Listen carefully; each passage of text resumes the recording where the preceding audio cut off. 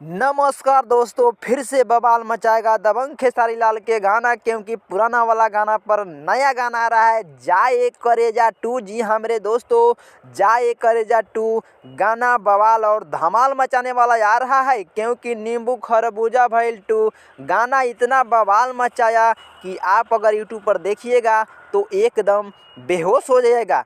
तो गाना एकदम बवाल और ख़तरनाक आ रहा है। पुराना वाला गाना पर जितना दबंग खेसारी लाल यादव का गाना आएगा तो बवाल और धमाल मचाएगा ही मचाएगा, क्योंकि गाना एकदम खतरनाक है। मेरे कहने का मतलब यह है भाई लोग कि नींबू खरबूजा भइल 2 गाना आया तो बवाल और धमाल मचाया ही मचाया।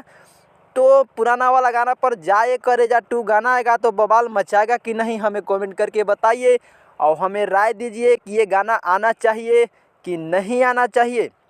और दबंग खेसारी लाल यादव से यही गुजारिश है कि ये गाना लेकर के आए पुराना वाला जाए करेजा 2। मेरा अनुमान से ये गाना खूब